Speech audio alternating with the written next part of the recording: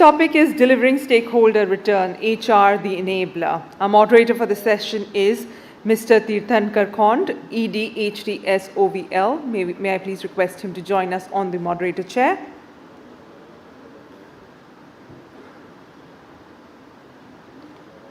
Presenting this session, we have with us Mr. Vaibhav Mahajan, Region HR Manager, Asia Pacific, Halliburton. Vaibhav is a global HR professional with exposure as an HR generalist in multiple industries spread across geographies. Having worked with reputed organizations like Halliburton, SR Group, Citigroup, Pyramid Enterprises, Uflex Group, and Landmark Group, he has been exposed to global HR strategies. This has largely contributed to his success in driving businesses resulting through HR strategies. As a person, Vaibhav is a strong communicator, a strategist, motivator, and loves to build and nurture strong teams. Ladies and gentlemen, let's hear it for him, please.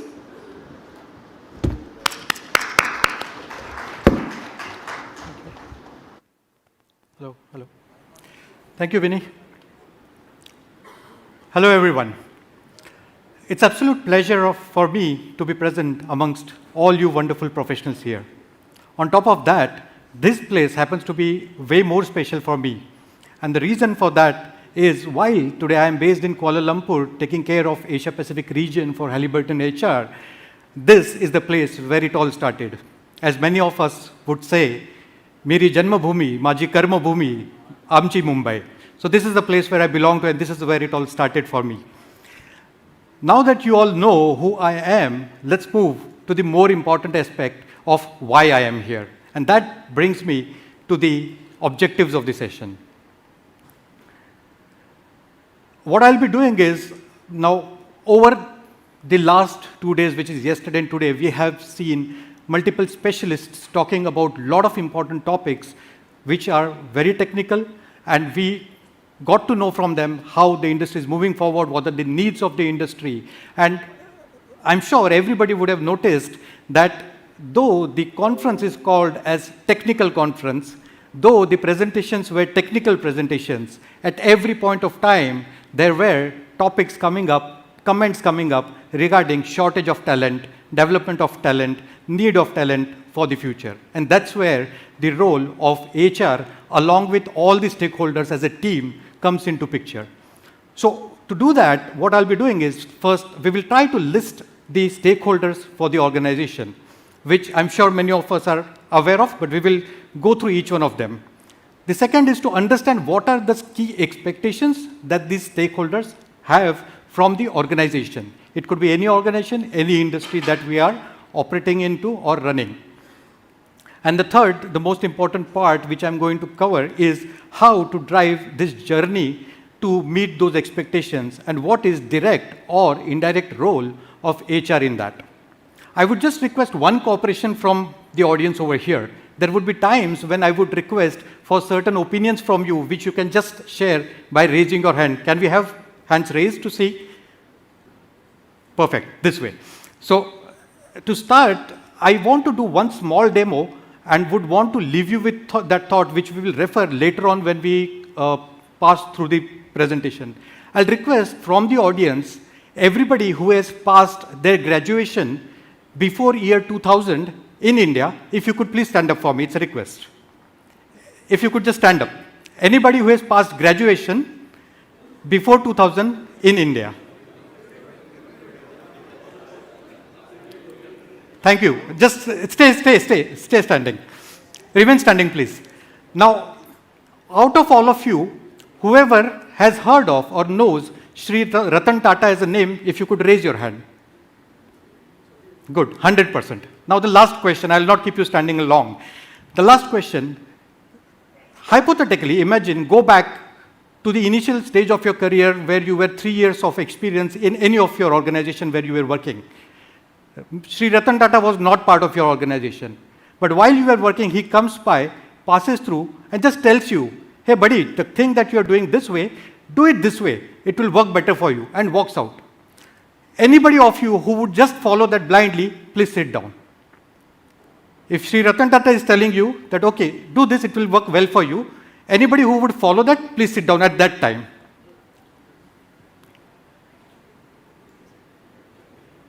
Yeah. So about 50% of the population, slowly I'm seeing slightly more who are still deciding whether should I follow him or should I not. No worries, thank you. So around 60 to 70% of the population we saw would follow if Sri Ratan Tata is saying something. He is not working with you, he is not your direct line manager, he is not controlling your career, but just because he is saying, without asking a question, you would follow that. I'll just request you to remember this point. We will refer this as we move forward in the presentation. The key stakeholders that we refer for any kind of organization, and there can be many, but we have tried to bucket it into the key ones. Shareholders, obviously the owners of the organization, people who would have invested money into the organization. Customers for whom every organization exists, right, to deliver whatever is needed. Government bodies, you cannot get away from it. We heard about the regulations that are in place specifically for our industry. Employees, I keep on saying that a company is nothing but a registered paper if it doesn't have employees. So the existence of the organization itself, it's its employees. And that's why they are the important stakeholders. The next two, while I have mentioned them separately, education system and society, and this is the area where we are going to focus on in our presentation today. Most of us would agree that education system is part of the society. But there is a reason why I have mentioned them separately over here, because there is a different kind of focus specifically on those that we need to get in, and that's why that mention is important. Now that we have listed these stakeholders, let us understand what are the expectations that these stakeholders have from the organization. Shareholders, sustainable ROI. We all know any investment you need ROI, right? But it's a sustainable ROI that any shareholders would expect, because when anybody is investing a money, would expect returns which are justified in a long-term period to stay invested. So it's sustainable ROI. Customers would expect sustainable and reliable product and service. So for me to remain associated with a company as a customer, I would expect that you should be able to provide me a particular service or product for consistently longer period of time while maintaining or improving the quality and staying competitive on the pricing front. So all these factors are important if I need to be a loyal customer for your organization, and that is what a customer would expect as a stakeholder. Government bodies would expect you to be law-abiding, and sustainable way of operations is what we should be having. Here, everybody would have spoken about it, and we would have noticed, it's very evident that there were times where the major part of it would be law-abiding. Of course, the laws would have certain aspects which would take care of the sustainability, but there was never so much of mention of sustainability, which now is coming, and that's why we are having sessions focused on ESG and sustainability on those aspects. So what government expects is law-abiding and sustainable way of operation. Employees, I'm sure most of us, except people who are owners or entrepreneurs here, are very well aware what they look for from the organization is sustainable and a fulfilling career. Sustainable because we want that we should be secure in an organization where we work for, to ensure that the well-being of ourselves and our family is taken care of. But while, let's say if I'm working with an organization which is sustainable, I can work over there for less 20 years, 25 years, but I do not get that satisfaction from the job. And that is where the second part comes in of fulfilling career. And as I said, I'm clubbing both of these, and this is where our focus is going to be of the future, wherein we really speak of what is going to be required ahead. And that is where I say society and education, what do they expect? Secure future for generations to come. And the kind of competitive environment that everybody lives in today, many a times, and there is nothing wrong in that, but it is because of the expectations that we have from key stakeholders, we tend to keep on focusing on immediate deliverables, because that is like a firefighting for all of us. Yeah? And that is where it is required that we kind of take step back where required, and also try to do some things which are required to focus on the future of generations.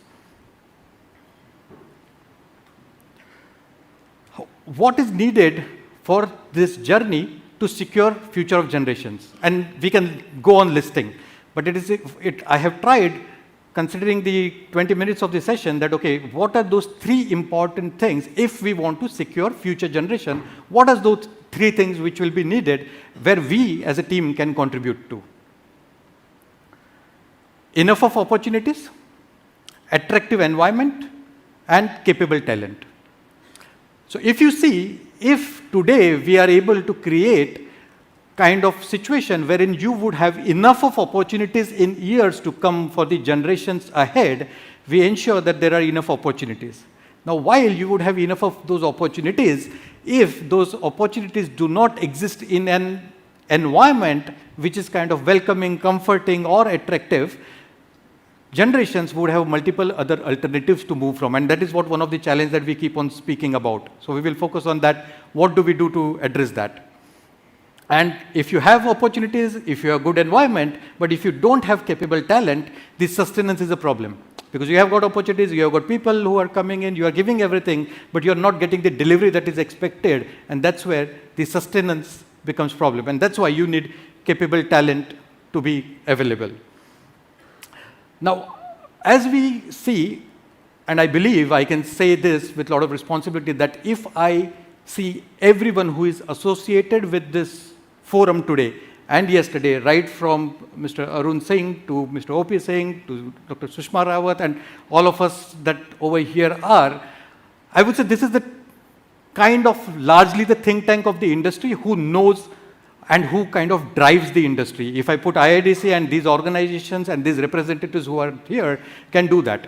Now, while we are having over here, if I wanted to ask, if you could raise a hand, how many of you feel or believe strongly that oil and gas industry is going to remain and going to grow or sustain really very well, let's say in 50 years from now?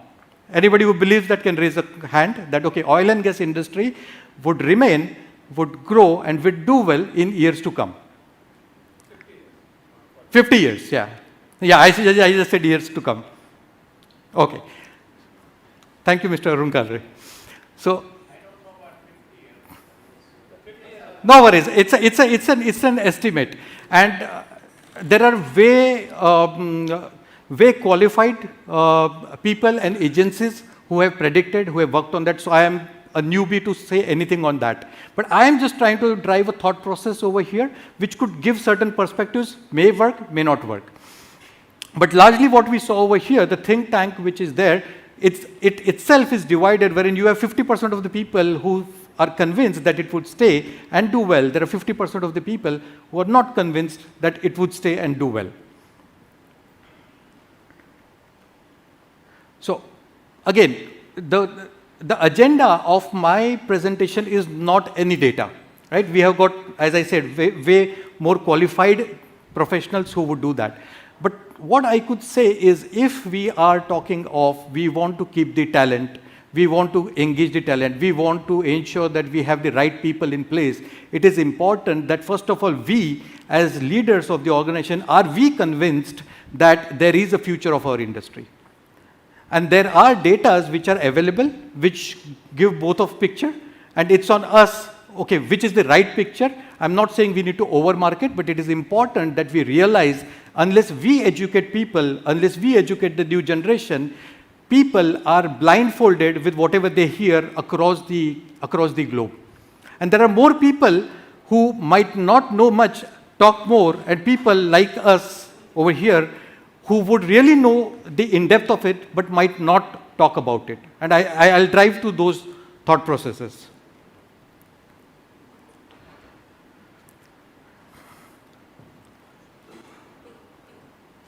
Yeah. So when I say it is important, if you see the title, to show the big picture. Each industry operates differently. Each industry has got all its own core nitty-gritties, how they operate, their characteristics which are there. But it is also important that, because we are talking of what society expects from us and how do we secure future generations for this industry, it is important to understand that what are those few things which can be done to do that. And for that, when we talk of showing bigger picture, it is important to convert whatever future demand is there into an opportunity. Now, I'll take back to my question of oil and gas industry. When I speak of oil and gas industry, I'm referring to the global part of it, and I'm not referring only to India. So it is also important that when we are marketing the industry to the future generations, the scope is not limited to a particular pocket. See, every industry is at a different stage in different country. Every technology is at a different stage in a different country. So if we really make the world as our playground, maybe we will have different kind of opportunities to show to the future. So we have to ensure, first of all, very important point which I wanted to make here, which got covered today in morning's panel discussion, is about ensuring government support and favorable policies. So, and that was one of the points which I wanted to mention, that knowing today, and again, I am focusing on, because it is the leaders which we are having here today, I am focusing on those aspects, that knowing what is needed in next 20 years, what would, because see, changing government policy doesn't happen overnight, we all know.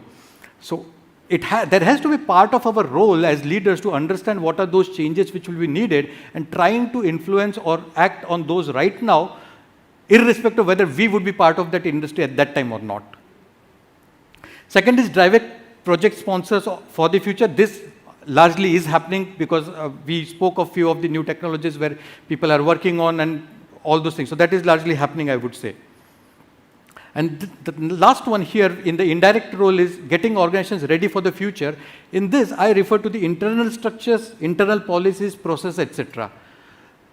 Now we as industry, or we as any organization, not necessarily our industry, general approach is a very reactive approach. There are few organizations who really grow well, who would be proactive in approach. When we look at our structures, our policies in place, these are something which are made for certain use at a certain point of time. So this realization is important, because we keep on hearing, right, no, as per process this is not okay, as per policy it is not okay, no, we cannot do this, is not allowed. And I'm sure many of you are thinking that you are the HR guy who also keeps on saying this multiple times. But it is also important to be conscious of the fact that yes, those policies, those processes are made by the organization for the success of the organization. And being conscious of that, when is the time to review them in current scenario? So that is one important aspect which has to be part of the daily cycle, is what I would say.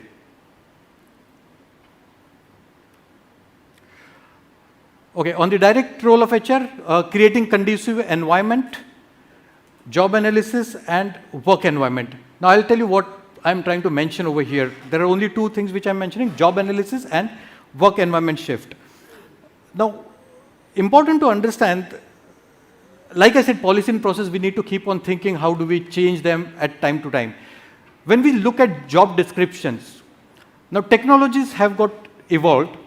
There would be times where we would have decided for delivering X kind of role, we need Y kind of qualification. Now, when it would have been made assuming that, okay, we need this kind of qualification for this kind of mindset, for this kind of know-how, because today we have this kind of technical support which is there. Over a period of time, as technology evolves, those support system changes, there could be a need to really understand that for this particular role, do we really need this kind of qualification, or is there something else we need? And I'll tell you why I'm raising this. It has got two-edged benefit, I would say, which is the cost part of it, as well as the employee engagement part of it. Because let's say if there is a role for which we mentioned there is a need of engineer which was decided, say, 10 years back.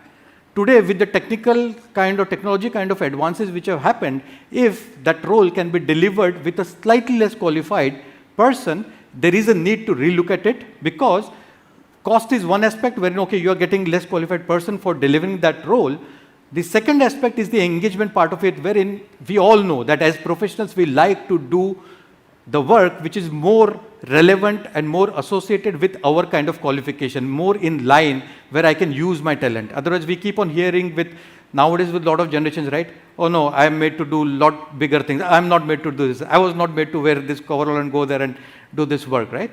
So it is important to take a call on where do we need to change those aspects.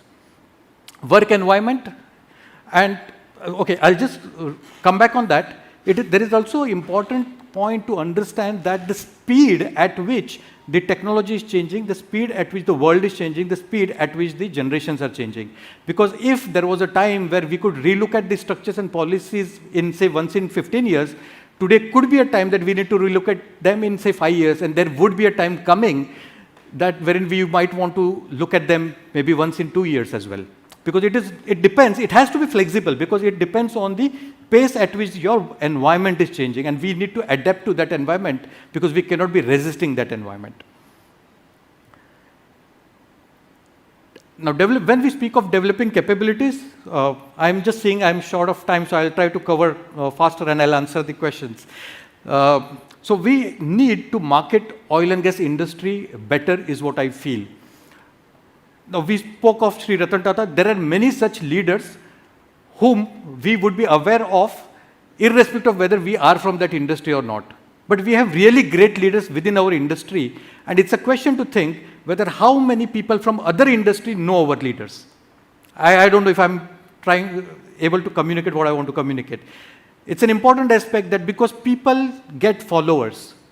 We speak of influencers today, and there is one small part which I'll show, but we do need to have a capability to effectively market our industry wherein we get better talent ahead.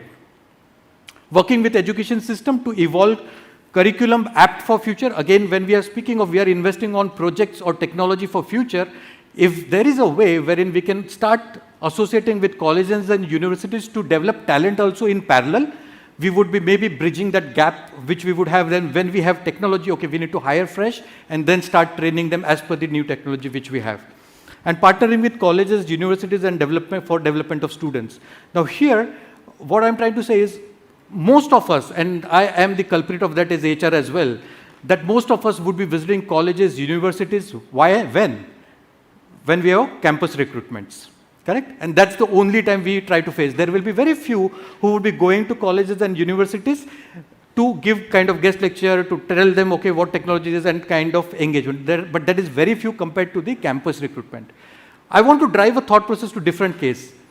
If we are talking of shortage of talent for future, is that the right time to go? Or we need to go maybe to the schools wherein people are in students are in 9th, 10th grade. That is where they are deciding which line they are going to go into.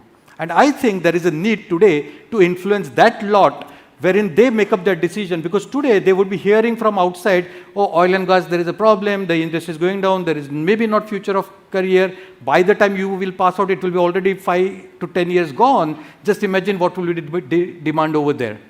We spoke of this maybe 15, 20 years back, and most of you will know better than me, of computer science coming in, whether mechanical engineers will be needed or electronics will be needed, or should we move towards that side? And we do need mechanical engineers today as well. So it is important that we educate that crowd at that time that we still are a competitive option in the industry and you need to choose us. Who will do this? A quick one, a clue. Anybody who knows this name, Elvish Yadav? If you can raise hand if you know this name, Elvish Yadav. Yeah, I can see hardly 5, 6 people off here. And this is the point which I'm trying to drive about oil and gas industry.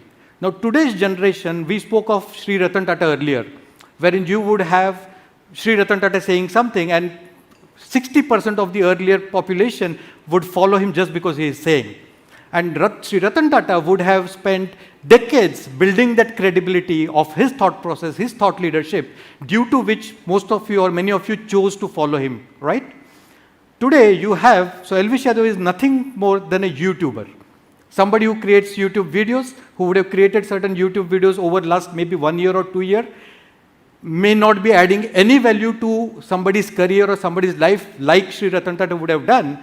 But within 2 years, he is able to build a kind of followership wherein a certain day he wants or his followers would end up getting 10,000 black Scorpios on the road at one point of time. And that's about being influencer. And that's what I'm trying to say is who will do this? Within the oil and industry, we need to have leaders who are influencers, who would be able to influence the decisions of the upcoming generation, who would be able to influence the people within our organization. And this cannot be done by one person at the top of the organization. And this is required to be done by each person who is leading a team. Even if it is one single person that I am supervising today, I am a leader for that particular individual, and I need to have a mindset of not a manager who is telling him what to do or get the thing done, because we define manager, somebody who gets the work done, right? Management, somebody who gets the work done. We need to go beyond that. How do I influence my team members' thought process to drive really for the future? And I'll summarize what I mentioned now is we need to develop leaders who are influencers, as I said. We need to understand today what will be needed in coming decades and not years and work towards it. And the most important thing which I summarize is we need to support and shape the following to get all ready for future. And what is that? Is youth and their choices, because this is the portion of population which is going to drive our industry, and we need to get the right youth in. So their choices need to be influenced. Educational system needs to be influenced, and organizational structure needs to be influenced. Thank you very much. I'll end my presentation here and open for any questions. Thank you very much, Vaibhav, for an excellent and elaborative and captivating presentation. Thank you. On a very relevant subject with reference to the present-day world. I have a basic question before opening the session for question answers. All the challenges that you have spoken of in this presentation and the examples that you have cited, are they different for our industry compared to other industries? And if so, with reference to India especially, and if so, how? Fantastic question. I would say when tsunami comes in, it affects everybody. It affects differently to each individual, right? So any change which is of a mammoth size would affect everybody. So it's not that it's affecting only our industry, but it is very relevant that it affects our industry differently compared to other industries. Now, when I say the kind of thought process, now, if I would not be wrong, if I would say in next 15 years, many of the leaders which I see today who have been driving the industry for last 30, 40 years could be kind of retiring. Now, when we see that are we having enough of Mr.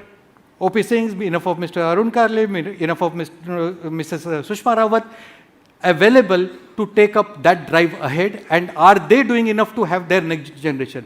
And there are few industries which might be lagging behind, there are few industries which might be ahead in that. And that is where the gap comes in, that the challenge is same for all. How much it affects us is depend on how we are quickly adapting to that challenge. Thank you. One question is about the generation. Sorry, I'm not able to see who's asking. Okay, sorry, yeah. Yeah, so the one question is, as the big crew change is going on, whether in our industries or any other industries, so what we feel that generation gap. Sorry, I'm not able to get generation gap. Yes. Okay, whether it is a personal life or whether it is a professional life. Correct. Now here, what I observed that approach of new generation, okay, versus the experience of crew, right, but which is presently in any industries.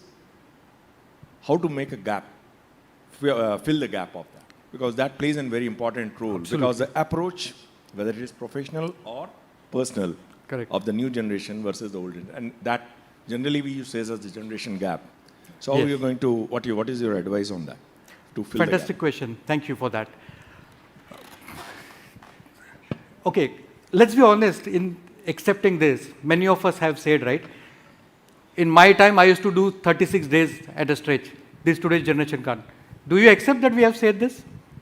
Many of us? It's like any change coming in. If we try to resist it and differentiate ourselves from there, that is where we are building a big wall and we will not be able to influence them.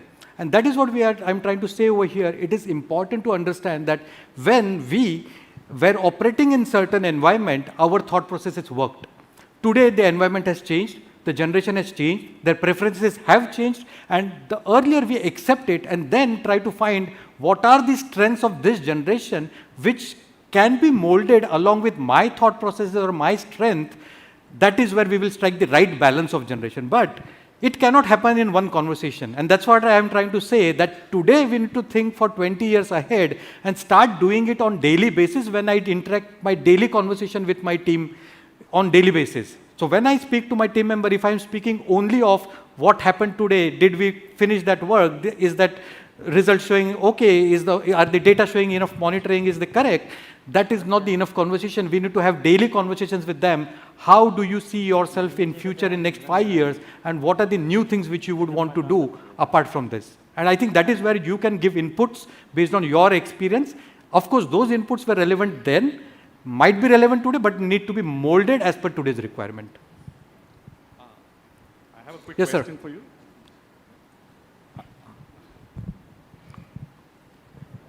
I have a quick question for you. Yes, you please. really were focusing on the influencers. When you talk of digital marketing, about 8 years ago, postal relevant digital marketing would go in. For example, in the States, if you had someone who was in Naira Energy, you could focus your marketing. Now that technology is quite widespread. I'm sorry. Similarly, when we recruit people, I wanted to ask, is there technology available today that you actually start profiling people from Google, Facebook, Instagram? Because everything is in the public domain, right? From the time a small kid has a computer in his hand, you start figuring out people, and is the technology available for you to start recruiting based on people's likes, personalities? Is that technology available right now, and is HR leveraging it? Because this is a very important thing for people It who is. are going to grow organizations. Correct. And if they are, what are the tools available? Sure. It's a very important question. Sir, I'll just take 2 minutes to answer that and I'll come to you. It's a very relevant question. So when we speak of technologies, the technology on the HR front is also evolving. So there are leaders who are now working on artificial intelligence, which would try to collate the data from all multiple platforms, which, like you said, would give data about their likes, dislikes, and accordingly you try to profile a person whether he or she is how suitable for you. However, there is one sensitive aspect to it, and it's easier said than done, because when we speak of global environment or global laws, there are a lot of restrictions which are there in terms of how much you can intervene in somebody's personal profile or personal data kind of thing. So there are tools, but are they equipped enough today? May not be. I have not seen those. Sir. Well, I'm having tough time getting up nowadays, but very, very nice presentation, very, very thought-provoking. Let me tell you a few things what we're doing. Sure. One of the things you talked about training people. So with Mike's initiative, we have 2 IADC student chapters, and we're taking these students to different conferences. And I must tell you that we also have a program where we take the students for 6 months of internship. Right.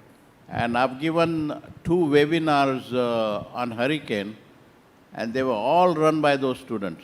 I just was a figurehead behind, but they did all the research, they put all the PowerPoint presentation.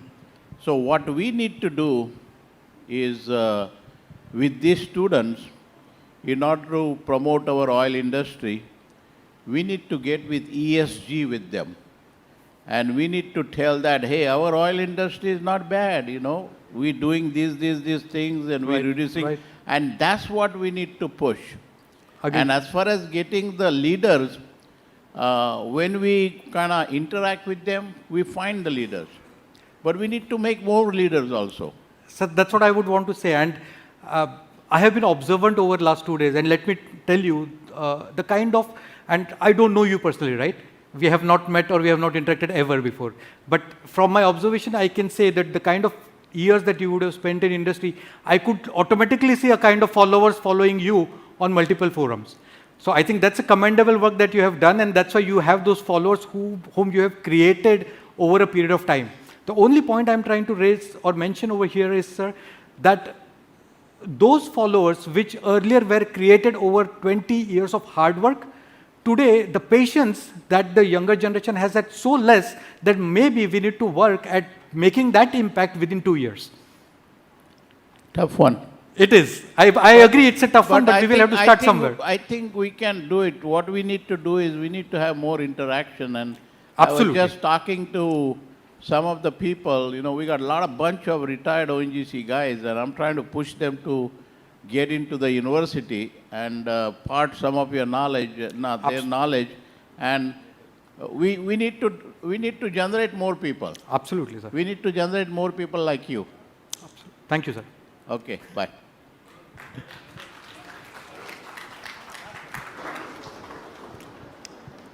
Can we have the last question for the session, please? Small question. Sure, sir. Being an HR expert, of course, wonderful talk you have given. We are all impressed. And you have fairly good idea about IADC, I think, and also about ONGC.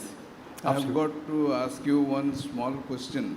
Why, whether it is ONGC or maybe any other Maharatna and Navratna companies, we find that they are not able to fill the key positions in time.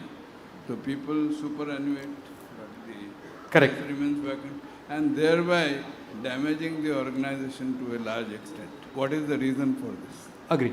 So I'll summarize your question and let me know if I have understood it correctly. What you're saying is that in spite of organizations having existence for such long time, we end up taking a lot of time to filling key positions. We end up not getting enough of people to fill in the key positions. Yeah. So here I will say it's a continuous process, and that's what today the whole thing which I was saying, wherein how do we build the pipeline? Because today when you have to fill a certain role, not necessarily you will be able to attract the right talent that you need for that role.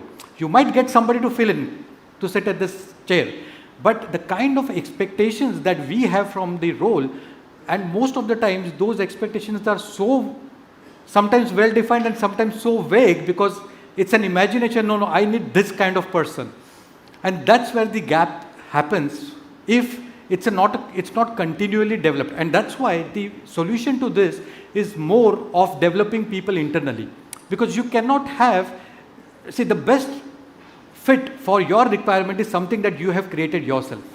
Nobody else can create something as great as you would create for yourself. And that's why the leadership pipeline that you would be able to develop within your organization, that is the best way to fill in your requirements at senior levels, I would say. Yeah, developing people internally also would need HR intervention at different point in time. Completely agree. So that's not happening. And where is the gap? What do you think with your expertise? Correct. And because of the shortage of time, I didn't cover one point which I wanted to mention, and I'll just take to just to ensure that I answer that question. 5 M's of management we speak of: men, machine, material, money, method. Whenever we speak of any kind of investment on, let's say, machine, let's say method, what is the thing that we speak of? How much is it going to impact my EBITDA? How much percent it will impact my EBITDA, apart from returns on investment, right? And when the percentage is too low or relevant, we kind of go ahead and take the decision, okay, let's go ahead. It's not a great impact on my EBITDA. So if something is not going to give returns, but still if it is necessary, we will go ahead if it's not going to be a great negative impact. But whenever we speak of any kind of employee related thing, which is the men part of it, we do not speak of percentage impact on EBITDA, because percentage it will always be less. What we speak of, do we really need to spend this many dollars right now? And this is a statement which I am making, which may not be really general to all, but if I have to compare, it would come in many times. And it is, I would say, when we speak of development of people, it's a partnership. And that's why I had mentioned indirect and direct role of HR. So I would not shy away from taking responsibility of it. Yes, HR has to play an important role, because HR is in a position where you are really able to influence the right stakeholders if you have the right thought process yourself to drive that. But it is also important that the right balance between HR and all the stakeholders to take that decision. That do we go ahead with that kind of investment for development? So HR, when you're talking, you are talking a bit, you're talking about man-machine mechanism and all. But I mean, this is a question which I keep on thinking about. And of course, being a NOC, there is a slight difference in the way we approach the business.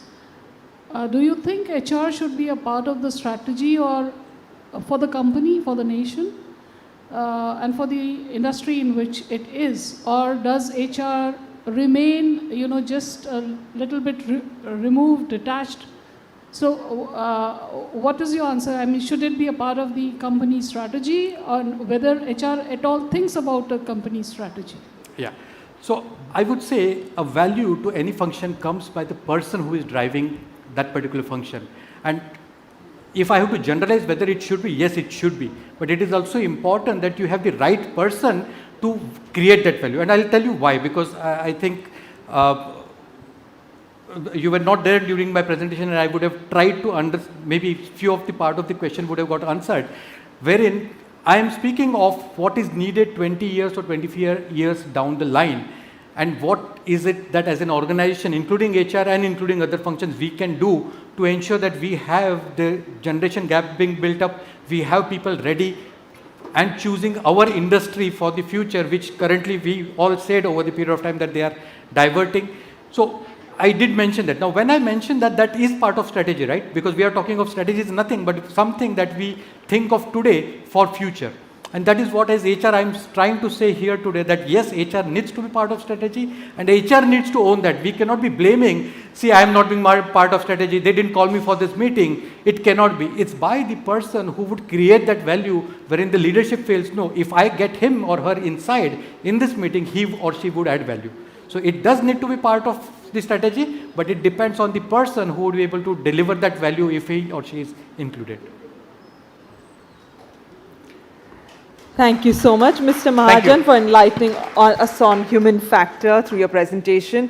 We would now like to call on stage Mr. Khons to present a memento to Mr. Mahajan as a token of our appreciation. Thank you, sir. Thank you.